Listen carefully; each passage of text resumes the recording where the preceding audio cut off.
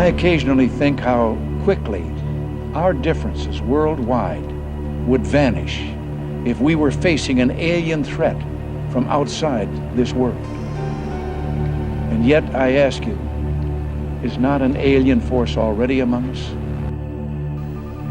Looks like you got an object right in front of you, Mark. Can you look out there? Discovery, we're sending you an orbiter state vector. Sparkling bed of diamonds out there. Is that a real picture, or are we just getting some video fuzz?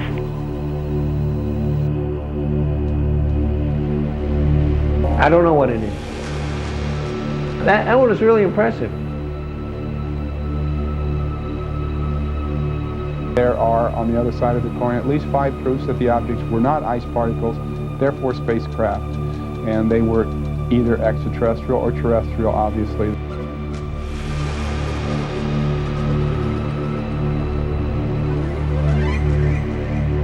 We have an unidentified flying object.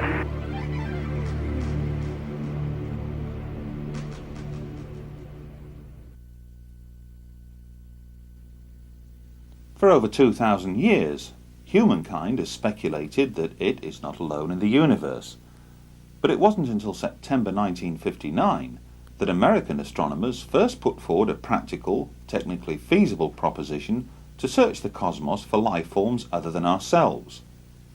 Less than a year after that, the idea was translated into practice.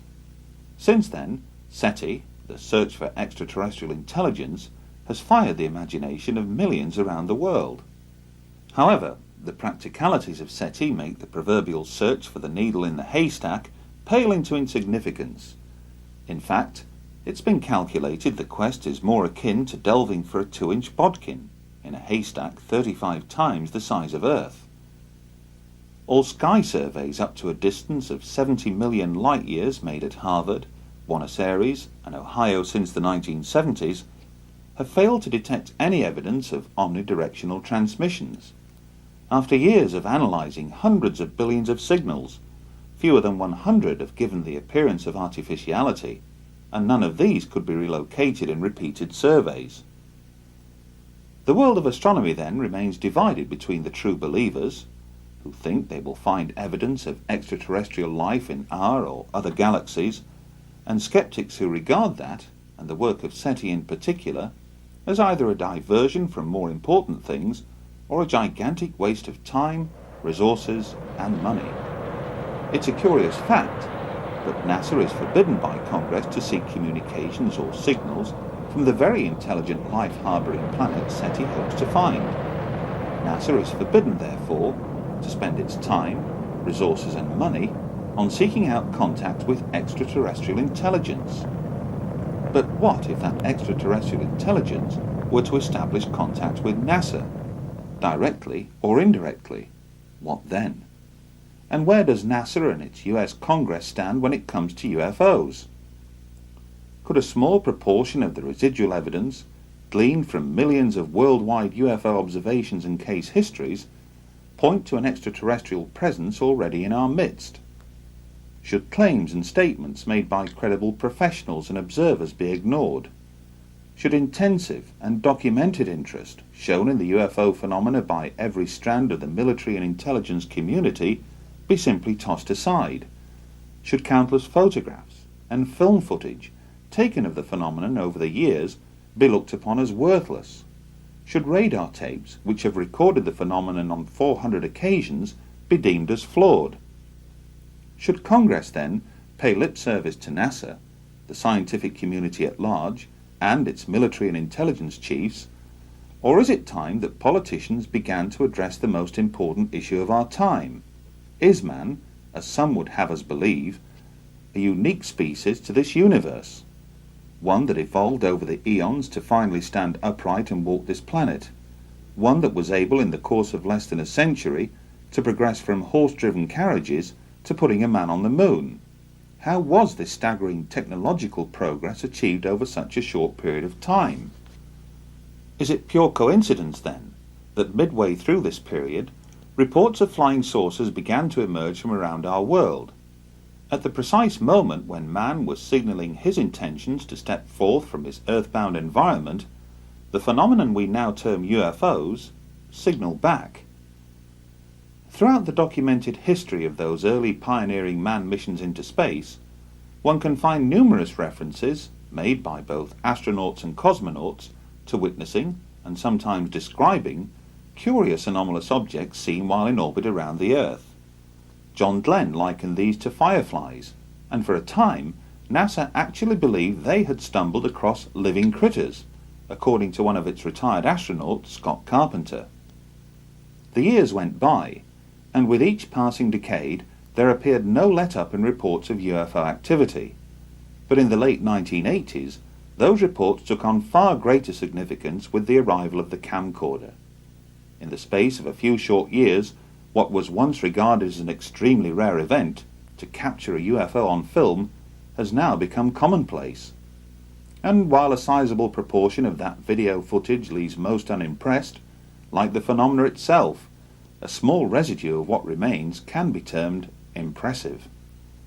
In July 1991, millions of people throughout Mexico stared skywards to observe a solar eclipse. That day, several UFOs appeared in those same skies. Skeptics would later conclude that these were nothing more than planets or stars, but the video evidence, recorded independently at several different locations, suggested otherwise. Much has been said, written, and claimed as to why more UFOs have emerged from Mexico than any other nation on the planet during the 1990s. Indeed, there are those who would argue that most, if not all, of the 5,000 plus hours of amateur camcorder footage taken of UFOs in the skies above Mexico this past decade alone is nothing to write home about. That the bulk of the footage can easily be explained. That some has been deliberately manufactured, while the rest has captured nothing more than passing aircraft, balloons, meteors, or falling space debris. Dependent on your point of view, the objects depicted in these sequences are either balloons or UFOs. Interestingly, during filming, the camera operators and those closest by never refer to these objects as balloons. Others liken them to spheres, a term first used alongside Foo Fighters when describing anomalous objects seen by Allied pilots operating in the Pacific theatre of World War II. Outside of Mexico, there have been other recorded instances where spheres have been seen and captured on film. Here are two recent examples. These spheres appeared over Stirling, Scotland during the summer of 1998. Local resident Brian McPhee borrowed a camcorder from his cousin after being puzzled by the repeated appearances of these objects high overhead. Some were seen to hover close to and then descend into or through the clouds. Elsewhere, some were seen to emerge from the clouds before darting away at incredible speeds. And take this as another example. Filmed in broad daylight over central London in July 1999, Christopher Martin was on hand to record the moment when this sphere appeared amidst one of the world's busiest air corridors. Was this a balloon? Or something else? But the term sphere is not just used to describe anomalous objects seen from the ground. Curiously enough, just 2 months after the Mexico eclipse, similar sphere-like objects were recorded by the crew of the Discovery space shuttle. Anomalous objects seen on the STS-48 mission footage, taken on the 15th of September 1991, have been explained away by NASA as nothing more than ice crystals, whose sudden movement was caused by the release of directional jet nozzles from the shuttle itself. What though the mysterious meteor-like streaks seen in the same sequence? And what of this counter-explanation to NASA's ice crystal theory by Dr. Jack Kasher of Nebraska State University? At least 5 proofs that the objects were not ice particles, therefore spacecraft, and they were either extraterrestrial or terrestrial. Obviously, that's the dichotomy that While many still remain unconvinced that the STS-48 footage captured intelligently controlled spacecraft in mid-flight, it was the catalyst that would persuade both UFO researchers and amateur astronomers alike to pay much closer attention to space shuttle missions in the future. And, as you will learn later, what showed up on the STS-48 footage would prove to have a profound effect on this individual. one that would eventually lead him to an extraordinary discovery. During 1996, there were two notable events. In August of that year, NASA announced that it had unearthed fossilized evidence contained in a Martian meteorite and discovered 12 years earlier in the frozen wastes of Antarctica, which would appear to suggest that life, albeit billions of years old, once existed on the red planet. The declaration, which has yet to be embraced by the scientific community at large, created headlines around the world, and more or less ensured that NASA would have no difficulty in raising the necessary funds to embark on an ambitious, unmanned series of mission probes to Mars in the future. 3 months later, on the 1st of December 1996, Space Shuttle astronauts on board STS-80 filmed something remarkable. Scores of anomalous objects could be seen skirting Earth's upper atmosphere below, but then, from beneath a high bank of cloud, emerged a large sphere, almost plasma-like in appearance. And as the sequence rolls, note how the camera on board the Space Shuttle zooms in on a cluster of anomalous objects which appear to congregate on the Earth's horizon. Interestingly, during that same mission, astronauts would point their cameras towards Brazil, more specifically Sao Paulo. Were they expecting something? Whatever suddenly streaked into view would appear to suggest they were. But what was it? A short time would pass before anomalous activity was filmed again, only this time in close proximity to the Mir space station. The STS-84 docking and undocking mission with Mir provided breathtaking images. It also provided further puzzles. Thanks to an amateur astronomer known as Willie, some of the footage transmitted by STS-84 was disseminated around the world. Hardly surprising, since it contains several remarkable scenes. Determining which one has most appeal, or greater mystery, is debatable. But why does this particular sphere suddenly come to a direct stop, hover momentarily, then move up and behind the Mir space station to emerge on the other side? And was this appearance of dozens of anomalous objects caused by the flushing of a toilet on board the Space Shuttle, or something else?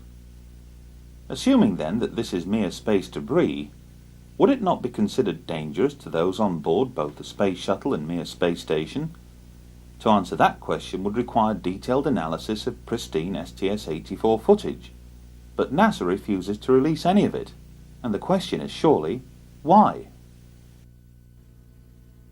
Signals from space can and do take on many forms, and while some dishes scattered around the world listen for faint traces of extraterrestrial intelligence from afar, others are designed to receive signals transmitted from much closer to home. During the 1990s, millions of miniature-sized dishes sprang up across Britain as satellite technology came of age. Both here and in countries abroad, many individuals chose to erect more powerful dishes to locate and access a wide variety of transmissions being back to Earth from scores of overhead satellites.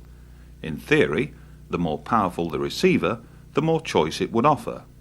And, as we've already seen, some of those individuals chose to utilize their satellite dishes to monitor and record transmissions beamed down to Earth from the Space Shuttle. But what if one of those individuals had the means to utilize an even greater array of satellite receiving dishes, to record and subsequently log every second of NASA transmissions, from not one solitary Space Shuttle mission, but from several, covering a period of almost 5 years? What then? That incredible scenario first came to light late one evening in the summer of 1999, when Graham Birdsall, editor of UFO magazine in Britain, took a call on his mobile phone. The caller was Martin Stubbs, a cable TV station manager from Vancouver in Canada. For the next 45 minutes, Graham listened intently as Martin proceeded to recount an extraordinary story in which he claimed to have accessed NASA's downlink transmissions originating from numerous Space Shuttle missions that stretched back over a period of several years. And, amidst all of this carefully logged footage that amounted to over 2,500 hours, Martin further claimed to have stumbled across something equally extraordinary, palpable evidence for the reality of not one, but 2 extraterrestrial life forms. In order to fully verify these and other equally amazing claims, Russell Callahan was dispatched to Vancouver last August to meet up with Martin in person. Joining him would be Brian Borshoff, project director of the Phenomena exhibition, who flew in especially from Australia. After spending an entire week in the company of Martin, engaged in, for the most part, viewing countless hours of NASA footage, the staggering implications of what he'd uncovered soon became apparent. For although Martin had come across countless further examples of mysterious sphere-like activity, his trained eye as an experienced TV editor had picked out something else, something that he would find compelling, something that others would later find amazing. At the conclusion of their visit to Vancouver, a tri-party agreement was reached, one that would ensure worldwide public disclosure, through methods and means that would soon become apparent in the weeks and months to follow. But why, on the strength of one phone call, did Russell Callahan and Brian Borshoff travel thousands of miles to touch base with Martin Stubbs in the first place? Call it intuition, call it good luck, call it what you will, but on hearing Martin relate his extraordinary story, he sent out a signal far more powerful than that generated by any satellite. And what better means to demonstrate the point than by having Martin recount that story in his own words? Hi, I'm Martin Stubbs, and I'm a resident of Bowen Island, Canada. Bowen Island is a small island of about 3,000 people just off the coast of British Columbia. The city we directly commute to on a little ferry, 20-minute ride, is the great city of Vancouver. And it's here that I was able to discover, through NASA's own video downlinked from the shuttle, two types of phenomena that, from my estimation, should not be there. The first phenomena is a spherical phenomena. It's the best I can do in terms of explaining it. And the second phenomena is a phenomena that is virtually invisible to the human eye, but when filmed with a CCD camera and you break the video into frames, and there's 30 frames per second. Then you split the frames into fields, because each frame contains 2 scan fields, and it is in those fields we have discovered our second space phenomena. It's not a matter of finding something that is a reasonable doubt scenario. It's more about, let's just keep collecting, studying, and analyzing, and eventually the jigsaw puzzle will come together, and it's finally happened. I held a very privileged position in the city of Vancouver. I was in charge of, for the past 20 years actually, community access cable stations. And those are public stations that use volunteers, interns, make all their own programming, and put it out on the cable system. Here in British Columbia and throughout the rest of Canada, we have 90% cable saturation. So it's the equivalent of having a full channel. And in my office, I had old log tapes from logging the station available, and they were supposed to be turned over after a few times, so I just piled them up. And I had VCRs. I had the means. And I talked to our technical department and asked them if they could give me my own dish. And they did. And I set my machines and went about my normal daily life of managing 2 of these facilities. And I just would go home at night after each shuttle mission, or each day of the shuttle mission, and break the tape down. And I just found myself in the unique position of having the means to do it. I was in a position to do it, and I had all the motivation. The second the shuttle countdown began, I recorded, and I stopped recording when it was at a full stop. Right. So it was a pretty demanding exercise. Well, you obviously... the SDS 61, which was the Hubble Space Telescope mission, was 36, I seem to recall, 36 tapes with 8 hours per tape. So these are, you know, you just had to keep going. Some flights are 5 days, some are 11 days, 14. The Hubble Space Telescope mission, I chose that mission not because I knew about a CCD camera or anything. I chose it because NASA had decided to make this the showcase mission. It is a very important mission. The Hubble Space Telescope is the very most delicate and important thing, and these gentlemen were going to spacewalk for 7 days and fix it. So Right. it was even interesting for me to just watch them work in this environment. And from the very first moment, the first download came, I found our spherical phenomena. Did you set out to try and find the phenomena, or did it start off as a sort of self-education exercise in watching the mission footage? It was everything. It was a self-education thing. It was a curiosity of why no one from the year 1991 till 1994 had bothered to look at any other footage. And I was quite naive and wasn't aware it was all being downloaded because I'd bought into the popular culture or the urban myth that they were scrambling at it and it wasn't available since '48. I've been an editor for 25 years as well as everything else.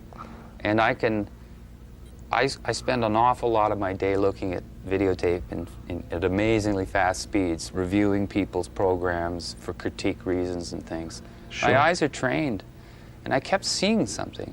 So when I started breaking the frames down, I found you still couldn't find it. You'd go from this frame to this frame, and there'd be a quick movement. So then I had to get a videotape recorder, an SVH machine, an older model, funny enough, not the digital model, that literally, when you rolled the thing, it would break the frames into fields. And in reality, there are 60 individual pictures that make up 1 second of video. And that's when I found them. So you were finding these on one of those 60 frames? I found, in fact, the first one I found, I only found one. Right. And then I thought, well, I should be able to, if this is real, I should be able to do it again. And then I found 2. And it just went from there. What should we really be seeing? How did you know that we were looking at something that shouldn't be there, that was unusual? I mean... Well, the first thing is that in my career, usually in 1 second of video, no movement happens. You can look at 60 frames and, you know, the way the movement goes, not very much happens. It's not like those flip things where the little Sure. thing moves when you flip the pages. Literally in 60 of those, nothing happens. Something was happening literally between 1/30th of a second and 1/30th of a second, because there's 30 frames per second. So it was just sort of a, let's look at this. And when I found it was in a scan field, and then the way it works is it scans and scans very fast. But the phenomena seemed to have disappeared by the second scan. So it was moving very fast? Very fast. So being a manager and being in charge of a television station, part of my staff is a technical staff. So I started consulting our technicians on to destroy my discovery. I wanted them to tell me that they could You wanted be to hoaxed. critique it as heavily as you could. I wanted them to tell me this somebody could fake this. You can't.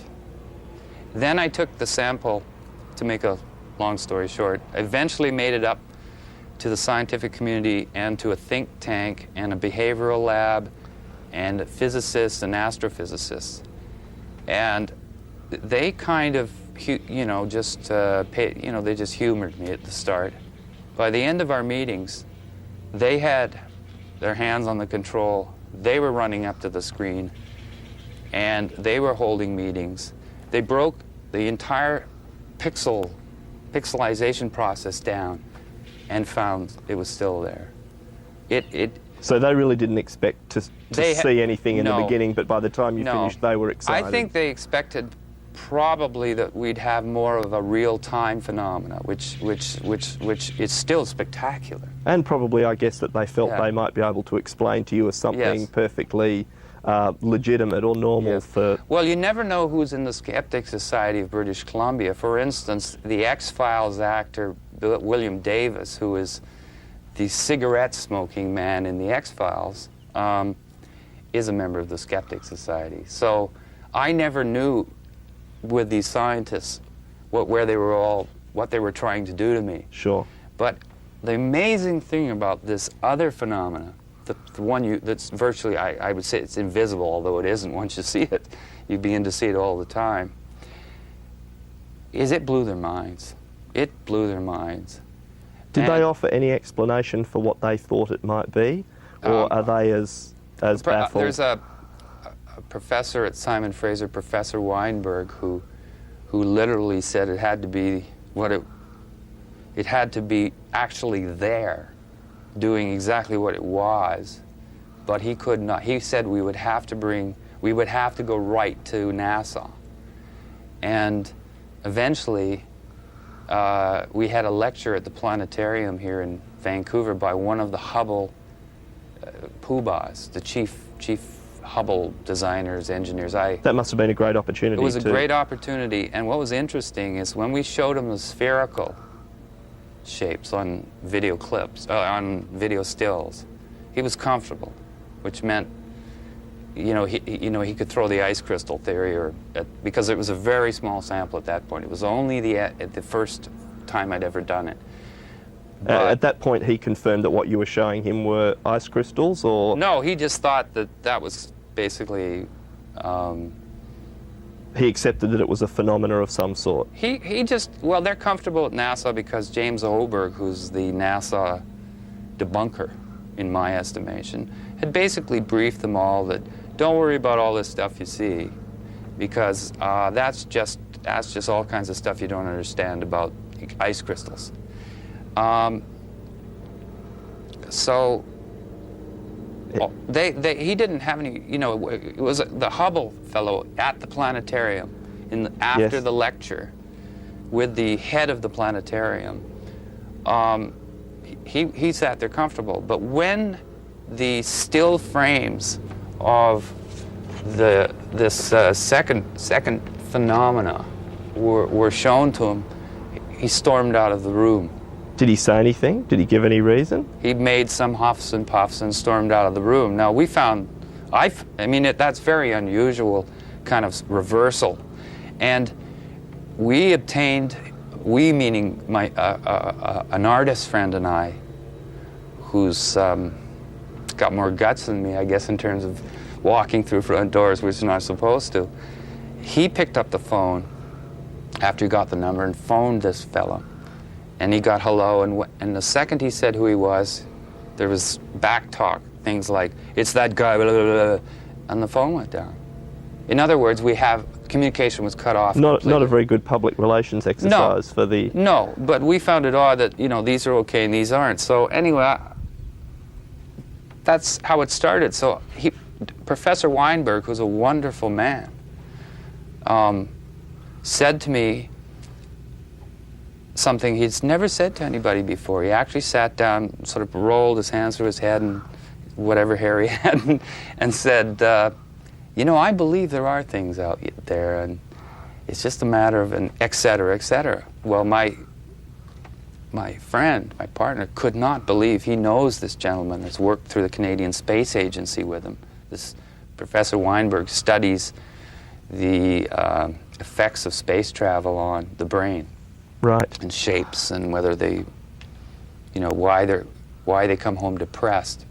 Elizabeth Bondar, our famous first woman in space, it isn't generally known in Canada, but she was depressed, massive depression for the first 2 weeks after she landed, and so they really had to study what's going on, Sure. and they found that they were missing, that there was familiar shapes that we see every day not in the space program. And that's what these people were doing. working with the Canadian Space Agency to suggest putting shapes in parts of the shuttle or redesigning things to familiarity for your subconscious. Right. It says they talk to orca whales up there, and they photograph the brain and put pictures in front of you, and then colors flash and they photograph it. It's the only place at the university you can get a parking spot because no one knows it's there. I didn't know, and I went there.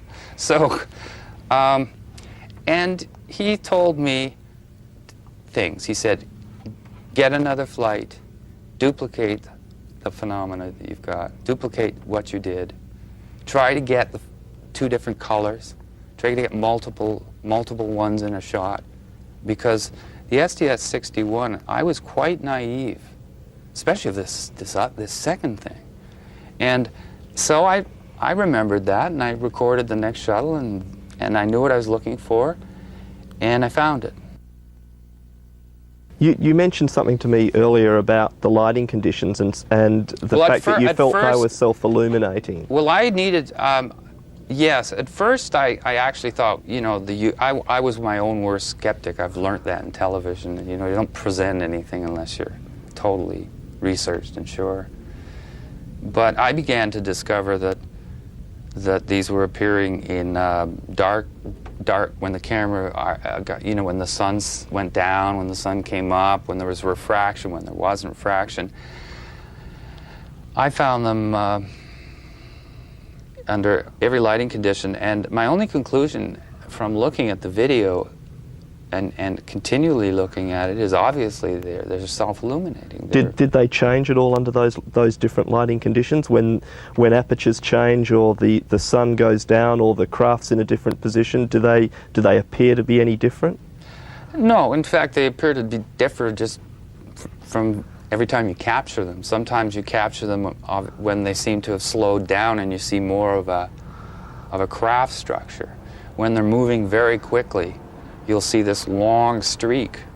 Right. But the interesting thing is, after after 1,000 of them, and I still photographed them, you lay them side by side and you start to see common things.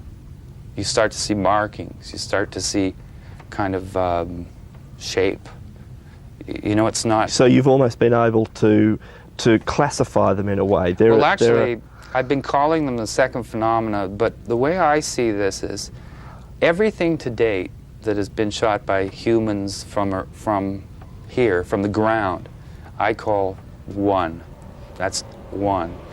The space phenomena, the spheres, outer space, that's shot from NASA's cameras is 2, and I thought it would stop at 2. But this phenomena I call number 3. There are 2 space phenomena. And this third phenomena, I don't blame people for not discovering it or anything. I don't think anybody has tried not to discover it. Well, it sounds to me like you had to go through a lot of work. I just wonder how many people with my technical television background have tried this. And I don't think a lot of scientists have. I just know that Professor Weinberg was absolutely knocked out of his... He just couldn't believe it. And as I built the sample up, I didn't believe it more. I couldn't believe it. I mean, it's reached the point. But I don't want to take anything away from the spherical phenomena. The second phenomena, to me, is absolutely unimpeachable in a preponderant sense. You know, I was quite satisfied with finding 2. What phenomena 2, the first space phenomena. Sure. And I still am. But this third phenomena is so against all of what we expect it to be that it's intrigued me much more. It's no archetypal, no... Martin, going back a little way, you mentioned being your own worst critic, if you like, or debunker. Have you endeavoured to find video footage or feed from other sources to compare with yours? Oh, good one. Thank you. Yes. I did everything. I taped through 2 different cable systems. I taped into direct dishes, And then the most extraordinary discovery of all was I recorded CNN's live feed of a recent shuttle. I think it was STS-86 or 84, one of them, of the docking. And even though I guess a lot of people were looking for the spherical thing that knew about them, I was looking for the third phenomena, because I can see it now, you know, with that, my eye can catch it. And this to me would show that it has nothing to do with my machines, and it has nothing to do with the dishes, and this looked like good. And it also was a great chance for me to prove to myself that what you were seeing was really there. I believe that if this is there, it has to be there all the time. It can't not be there and be there. And so I figured I'd take the biggest chance of all. And so I broke down the CNN footage. There they were. And even on the CNN footage? Yes. And, well, it's documented, and I don't think CNN even knew what they were seeing. But what stunned me is that was almost, well, how much more do you need, you know? I really did not, I didn't want to come forward with the third phenomena, but then the second space phenomena, until I was able to be absolutely certain that this had some substance to it.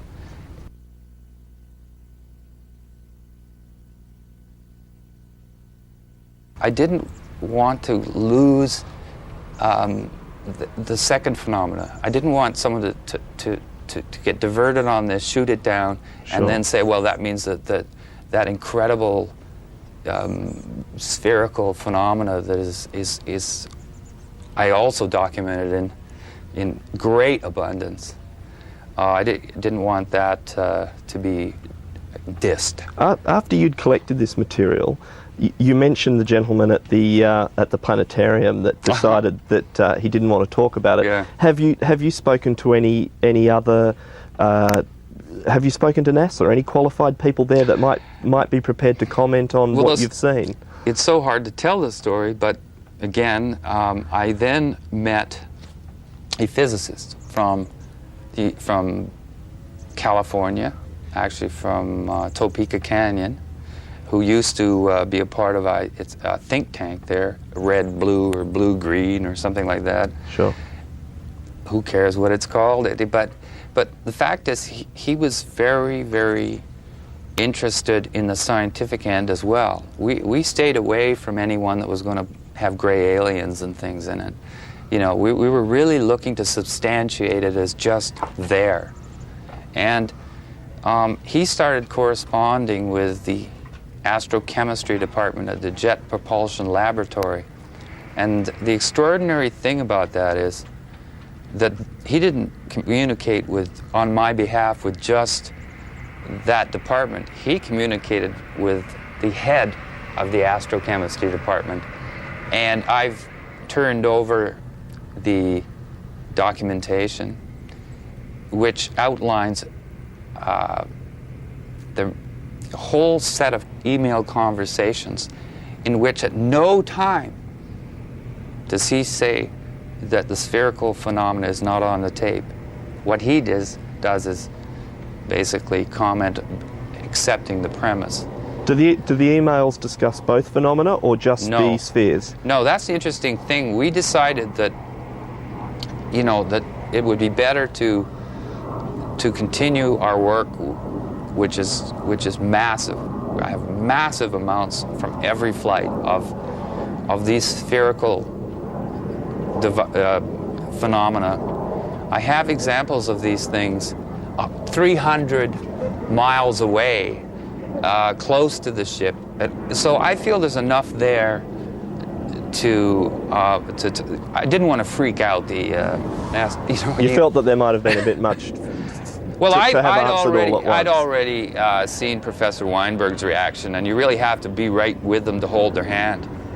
And I just felt that he might stop the emails. We were absolutely knocked out that this man started talking to us. It was the first time that I've ever heard of a senior Major League JPL NASA player literally discussing what is on the tapes. There's an example of the tether, which is a 12-mile long electrical, $100 million satellite controlling electrical... An electrical experiment. Yes, I'm not a scientist, I apologize for that, but you know, I'll get you these details. But and this tether, they are busy showing us from the moment it broke to the moment it's 300 miles away. And at every point... It broke? Yes, mysteriously it broke just in the right place. If it broke a little bit too close to the shuttle, it would have taken the shuttle out. If it had broken a little further on, it would have maybe destroyed the wing or something, you know? Because you hear the astronauts say, well, it couldn't have happened in a better place, you know? And then, just to continue on the distance, as these things started swarming it, and as this thing drifted away, they're continually showing us, or NASA, I guess, you know, through the downlink, this $100 million satellite. And the phenomena followed the satellite. This is the second, the spherical phenomena. The spherical phenomena. And are NASA commenting on these things as this is happening? Oh, at one point they asked, and the astronaut says, well, it's a little bit of debris or something, like you'd think he'd know, that follows us around, sort of. That's, you know, it wasn't like, oh, this is this. And then they dropped it. There's a few of these things in the footage, or are there a lot of them? There's more than a lot. If you've ever seen a hornet's nest after you've thrown a rock at it, you know, that's what it's like. And how do you count the hornets? So they're all going in different directions. And I use tricks like fast forward, because when you go in fast forward, if they're all stars, they all go in the same direction. You know, these things are all moving. But what was very interesting is they're saying, how far is the tether? Well, the tether is now 100 miles. And they zoom with their incredible zoom in on it, and you see some of these spheres in front of the tether, and some of absolutely clearly, no problem at all, they're behind the tether. And if the tether's 12 miles, and these are half the size of the tether going behind it at 100 miles away, they're not specks of ice. Well, even for me, I find it hard to believe that they could be crystals then if they're doing but that. Again, I'm merely saying that, you know, I'd like that I'm just saying what they can't be. And I've never heard of a 6-mile ice crystal that's spotted crystal clear 100 miles away, you know, etc. So there's hundreds of those examples. Then they've called them on the different videos. One time they said they were shooting stars and meteors. Then the same phenomenon appears on the next flight, and it's ice crystals. And then the next phenomenon appears on the next flight, and it's debris. You see what I mean? They've already established it on STS-70 something that it's I seem to remember something about fireflies at one stage from a long time ago. I believe this spherical phenomena first appeared to John Glenn as early as 1962, and he did, and it continued. We have documentation from various publications that shows that they know clearly. They didn't have an answer for 3 to 4 space flights. They had an answer to what, you know, the blue haze around the Earth is. You know, it's they had an answer to just about everything else. But there's this very interesting thing about 3 or 4 flights in, where it says John Glenn's fireflies spotted over Perth. They're still calling them John Glenn's fireflies. And we have an astronaut making the comment on the 25th anniversary of the moon flight. He says, it's hard to believe, but he says it's a fact that we thought that John's fireflies, again, Glenn's fireflies, were living critters. Now, at no time have I've read everything, and at no time have I ever heard that before, that NASA concluded originally that the fireflies were alive.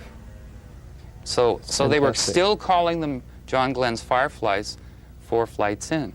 There's another interesting thing. If you look at John Glenn's original photos, which I have, which he bought a camera at a Cocoa Beach drugstore, even though the shuttle or the whatever capsule that I've forgotten, even though they had a camera on that, he took his own.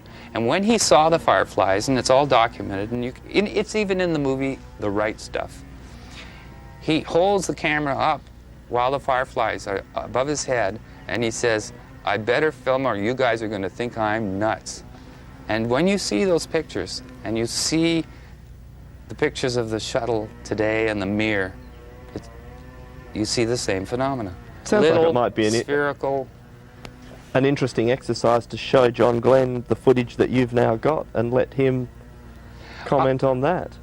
I challenge NASA, JPL, Story Musgrave, astronauts, and especially James Hoberg to debate me.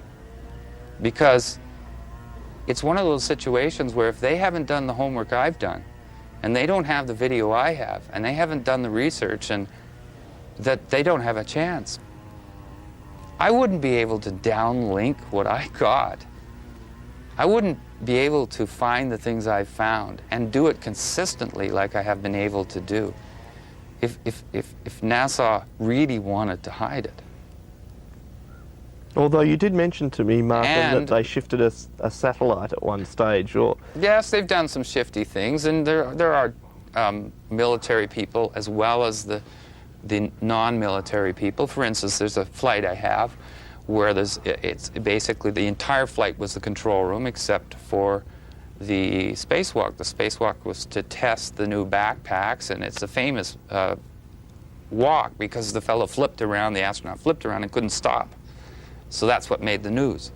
But if you look at the whole spacewalk, and everybody in the media had the chance, there's a point where he says, "There's not, Mark, will you look out there? There's an object right in front of you." And the military fellow says, "I don't know what you're talking about." Now just think to yourself, if I said there's a bee about to sting you, wouldn't you go, "I wonder where that is," or something other than, "I don't know what you're talking about"? First of all, what do you mean you don't know what I'm talking about? If I'm in outer space and I'm flying around and my partner says there's an object in front of you, I wouldn't say, "I don't know what you're talking about," and then his next line is, "Never mind." And then the third astronaut says, "Am I missing something?" And he says, "Don't worry, the lens filter came off," now confirming the size and how close it must have been. Going, and it's flying off at 10 o'clock and 11 o'clock. Now, when they first mentioned the object, the shuttle camera, you couldn't see it. So I wasn't looking for it. They drew my attention to it. I looked, and there the object emerged. And the third thing he's saying to the third astronaut is, "Don't worry about it. Don't worry about it." You know, it's the camera filter. And then he even confirms, off 10, 11 o'clock, 10, 11 o'clock, you know. And then there's a pause, and the control room below tells him to stay vector. Shut up. Stay on course. Continue with what you were supposed to do. And then they continue as if nothing happened. As if nothing had happened. Yet it's right on tape. Audio, video, and you see the object they're referring to. So, but my point was they didn't hide that from me. They're challenging us to find it. And my only question is, how come there aren't more of us out there finding it? This is a big world, and most humans love mysteries, and the video is available, and many people have home dishes. And even though NASA moved the satellite almost onto the horizon after they found out what we were doing, we still were able to get the satellite. I don't see, I've had no agents at my house. I've communicated with the Canadian Space Agency, but I can't, for their protection at this point, I can't give you the name, but let me just say that we ran it by our own country's space agency due to the connections we had. What was their comment? That it was the most popular underground tape among the astronauts. You know, that it was the one they all wanted to have a copy and show their friends at night. Like, that was the reaction. This is a great tape. We love looking at it. Everyone just thinks it's the greatest. No, the Canadian Space Agency has been very cooperative. That's what I'd like to say. The Canadian Space Agency has been cooperative. I communicated with Washington headquarters and received an answer.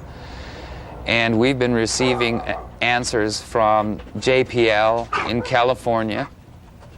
Everyone's talking to us. No one's threatening us. And all the video has been totally available the whole time. So I don't hold that NASA is going out of their way. I think they make it difficult, like anybody. When I used to hide Easter eggs for my niece and nephew, you don't make it too easy. My dog doesn't make it easy to find the bones he buried.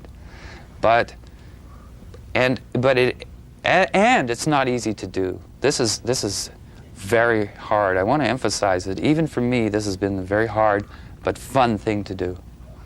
And I think the preponderance, I think you have to do what I did. You have to record every moment of every flight over a period of years if you're looking to substantiate something of this magnitude and importance. I took what Professor Weinberg of Simon Fraser University said very seriously. If you really want to do this, duplicate it. Get it in every lighting condition. Get it under every circumstance. Get it in every circumstance you can. And the one that made me happiest, funny enough, was almost the last flights I recorded, because I got it in black and white. There was a CCD camera put on one of the flights, and I thought that's the charge coupling device, which is an electronic way, rather than the old tubes, these big tubes that are slower on their scans. So as soon as the faster scanning and tube CCD was on the black and white, I challenged myself again. You should be able to find them, and I did. So I've got them in black and white, but I've got them under, and I know which camera. I now know where to look for them. I know what events. When in STS-80, when the door wouldn't open, you know, they had the spacewalk scheduled, and the door wouldn't open. I remember watching that and seeing all of this third phenomena, this second space phenomena, but the third phenomena, all around the door. And they were moving the door and trying to get it open. And I'd never seen this phenomena do that before. And then a flight or two later, the astronauts were commenting right on the feed that there was something had come through the door. They were seeing these flashing colored lights. Oh, that flash. That light flashing off of HST there. Again. I thought it was me. What? I just thought of it in my imagination. Yeah, I saw it too, so it's not. There was two of them.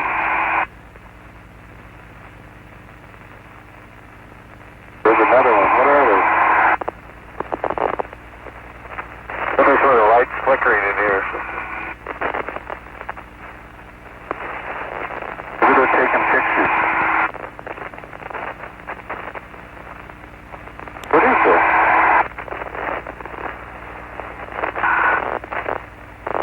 Is this thing passing in front of the...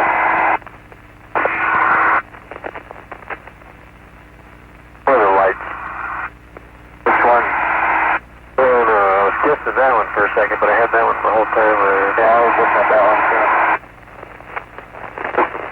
The spherical phenomena we've documented and is very solid. Isn't the type that would go in there, float around, and them say it's going really fast, we can't see it, and it's all these popping colored lights. That was the first time I got some kind of a feel that the astronauts have seen phenomena 3, the second space phenomena. It's something that should be this challenging.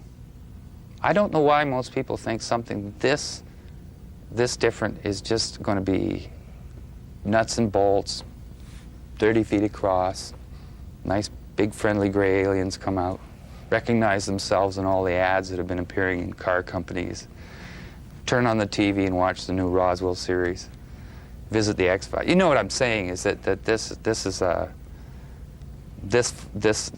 phenomena is not what I expected to find, this third phenomenon.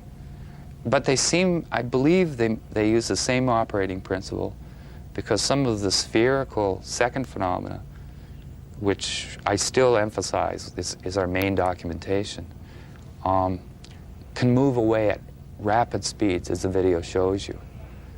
Do you believe the two phenomena are connected? Yes, somehow. Well, they're very aware of each other. Somebody suggested to me, what if they're the same phenomena? But I've studied them extensively, and the spherical phenomena has different characteristics to it. Kind of let's just put it at that, leave it at that. They're not in color. This is a totally different phenomena. This one never goes at real speed. It's as if something comes up to your nose and in 1/30th of a second has a tour, like an iceberg or something, or a glacier, and then leaves. Without us even aware of it. And if it chooses, for whatever reason, to look at something, it tends to slow down. And that's why I believe it appears when there's a $100 million satellite disrupting the air. It appears when the Hubble Space Telescope is being repaired. It appears whenever something is happening. It's an amazing phenomena. And what I like about it is, these aren't ice crystals. There's nobody in science in Canada that I've ever met, and David Sarita, my partner, in terms of the research end, not a partner. And let's just say he's as interested as I am, and he volunteered to take on that role. Nobody said to him that what this is. Nobody suggested anything except that it must be what it is, but they don't know where to go with it. They don't know what to do with it. They don't know how to react. It's easier if you can sort of argue that may or may not be something. But once you just look at it, it stuns you. In December 1997, in the Brazilian capital of Brasilia, representatives from over 50 nations took part in a major international UFO congress. Among them was Alexander Balandine, a former Soviet cosmonaut who spent 6 months aboard the Mir space station. In his lecture, Balandine conceded that he and many other cosmonauts had seen UFOs. "We cosmonauts had a golden rule," he said. "If you see something strange, keep watching it, because you may never see something like it again." Later, Balandine shook the assembled audience when he claimed that future anomalous images observed and or recorded in space would be shared between the Russian Space Agency, NASA, and a special forum of UFO researchers. This was an unprecedented announcement, delivered from prepared notes that would have to have been sanctioned by the Russian government, not least because Balandine was driven to and from the Russian embassy in Brasilia each day in a diplomatic limousine. Over breakfast, and with UFO researcher Boris Choronov acting as interpreter, Balandine assured Graham Birdsall that some UFOs reportedly seen by both American astronauts and Russian cosmonauts were very real. But when Birdsall ventured to suggest that some anomalous things seen in space might be secret Star Wars devices, Balandine said, "Of course, we accept this, but some of the things seen have nothing to do with these." Since that announcement, other former Mir cosmonauts have come forward to speak about their UFO encounters. There was a huge sphere. I think it appeared when we were over Newfoundland. The sea was in the background. It was shining, sparkling, of absolutely even shape. It shone like the balls that hang on trees at Christmas, greenish in color and all shimmering. It was impossible to take your eyes off it. And if further proof were ever needed that the Russian Space Agency meant what it said, then this sequence, captured by Russian state television from within Mir mission control, can only be described as proof positive. Note how the camera pans around the control room before settling on the main viewing screen. Was the subject of their attention these anomalous objects, seen in close proximity to the Mir space station?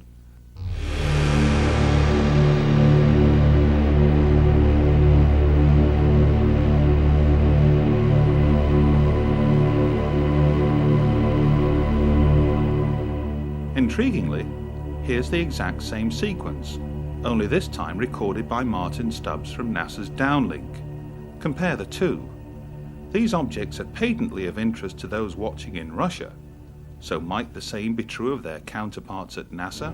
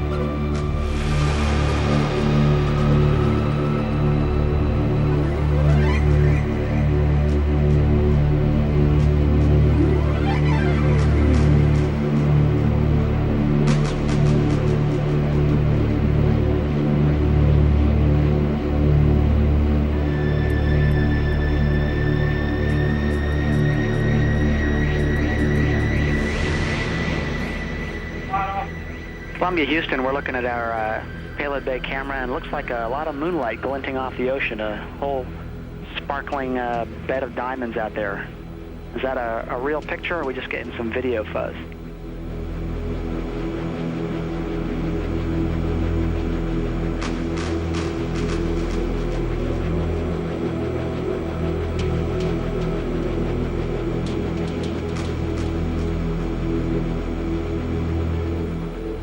Houston, we're recording that. That's some of the ice crystals that we were dumping out earlier, and yeah, it's a beautiful picture. That's a great combination of the moonlight and the ice and the clouds.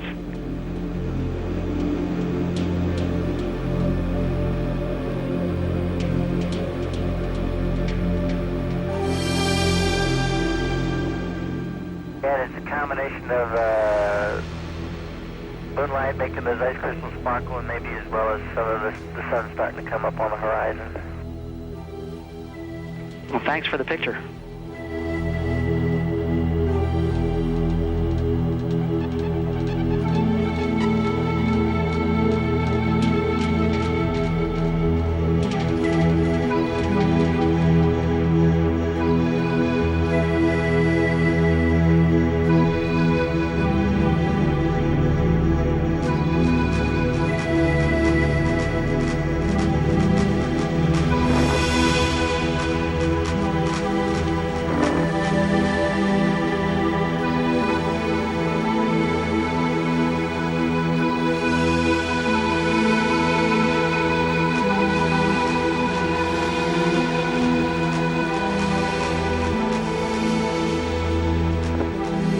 The Mir space station is now visible on the far left-hand side of the screen, about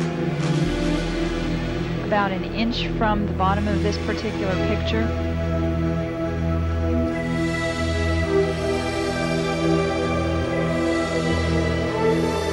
And there were also a number of shooting stars in that view. The camera has now moved to a point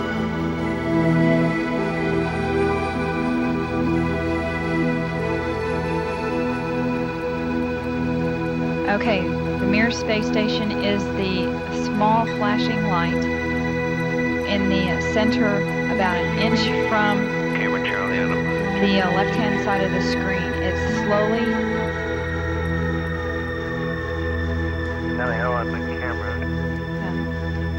It is slowly moving closer to the left-hand side and is it has a very light flashing to it. We think on the middle of the screen, way to the left-hand side.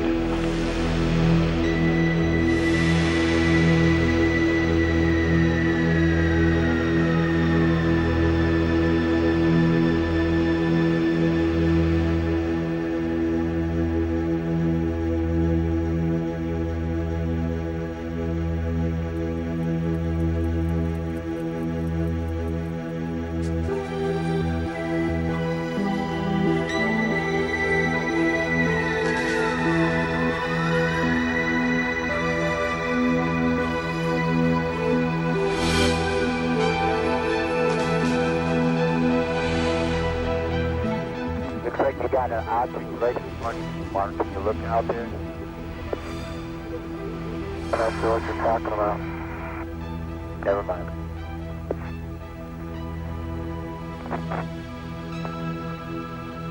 Are we missing something?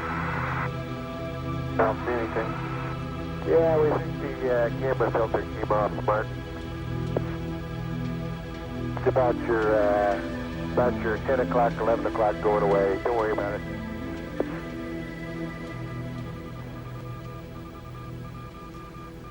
Don't worry about it. Okay? Discovery, we're sending you an order to stay vector.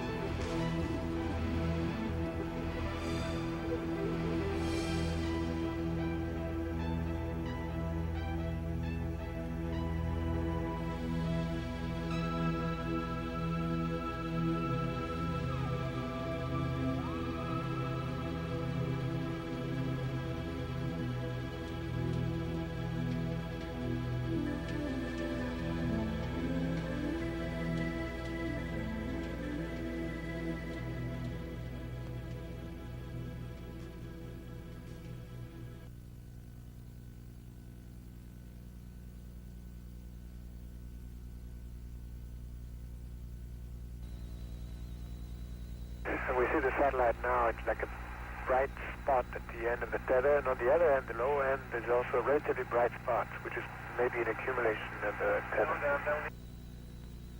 And we are downlinking camera Delta now. Okay, we copied and understand as you're viewing it on the monitor, the satellite is at the top of the tether.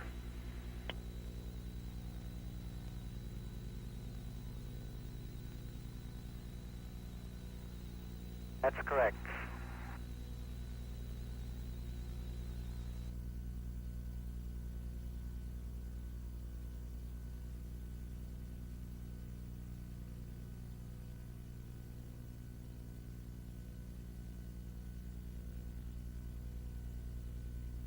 Columbia. Camera Bravo. We had the camera Bravo constantly on the tether. Unfortunately, we don't see the tip of the boom, but in a few seconds you'll see the tether break. And this one, of course, was not attended. It just recorded.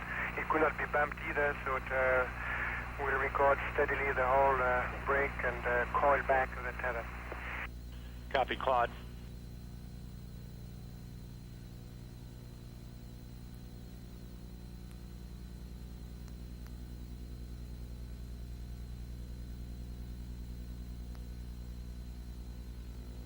We go.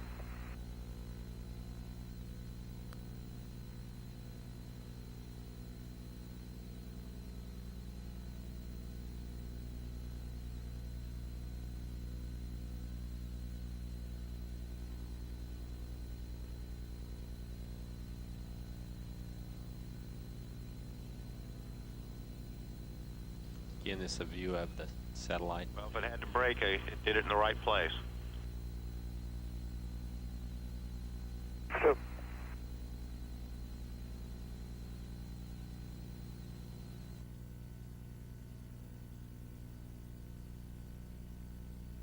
the left-hand corner there, straight as an arrow. So it seems from here. Yes, sir, we have it. Great picture.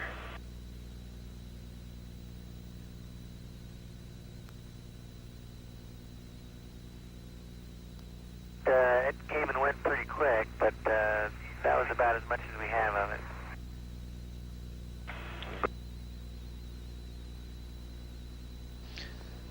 Columbia and the satellite now 77 nautical miles apart. Again, that call reporting that the crew can see the tether and see the satellite, that it's beautiful.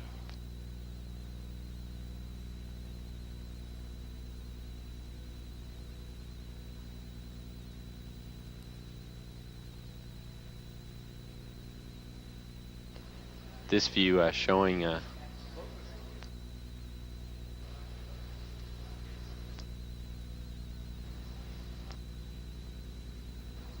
satellite. Again, just moving into sunrise. 81 nautical miles now from Columbia.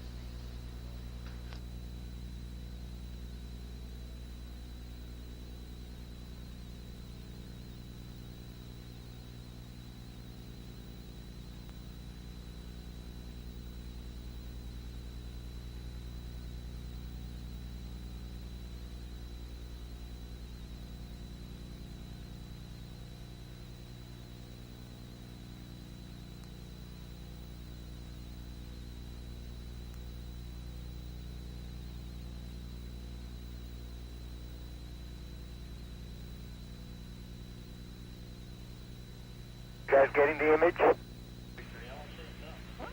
Franklin, we see a long line, a couple of star-like things, and a lot of things swimming in the foreground. Can you describe what you're seeing? Well, the long line is a tether, and there's a little bit of debris that kind of flies with us, and it's illuminated by the sun at such low angle. So there's a lot of stray light, and it's getting washed out quickly, but Claude is trying to do a quick, good job here adjusting the cameras. Copy that.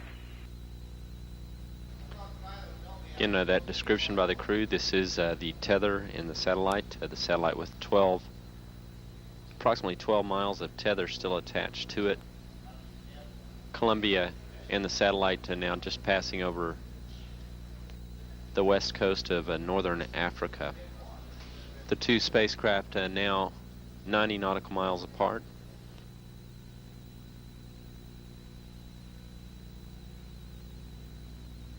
Controllers for the satellite did have communications with it during the close pass between Columbia and the satellite.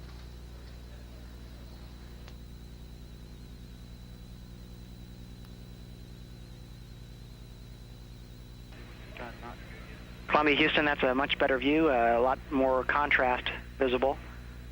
And how wide does that tether appear to be? It seems to resemble a much wider strand than we'd expect. Can you describe which way the satellite is visible on that strand?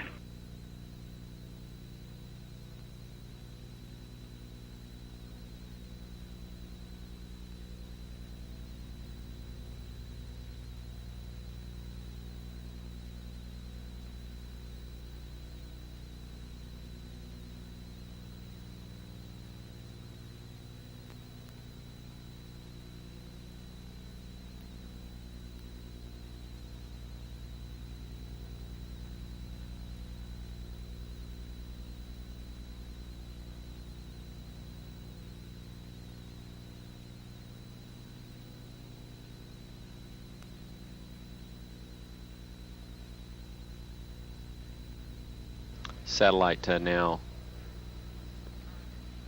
100 nautical miles. Charlie, completely unzoomed, and you see the full extent of the tether. I try to adjust the focus, but I can't get better than that. Okay, Claude. Thank you. I'm going to zoom in now.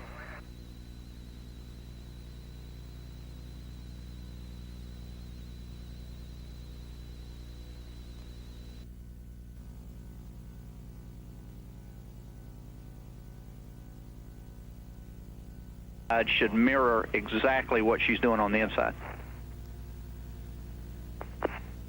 Okay.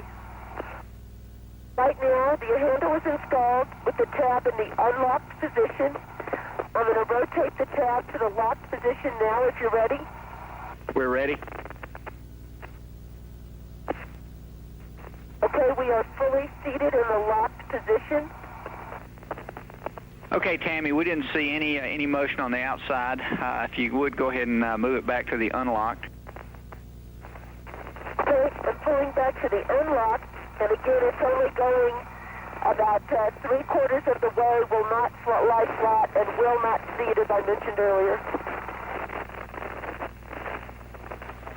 And Tammy, if you could, simultaneous with trying to put it in the unlocked position, if you would move the handle a little bit back and forth. You bet.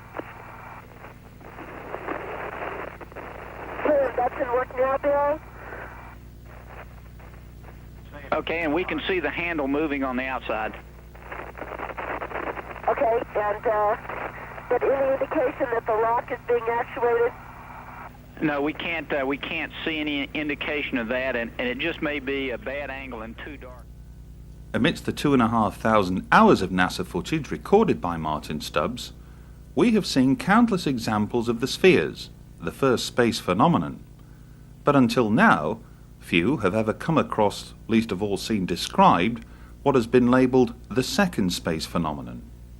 Those that have been left speechless, including eminent scientists, astrophysicists and, as we have learned, highly placed figures within the Canadian Space Agency.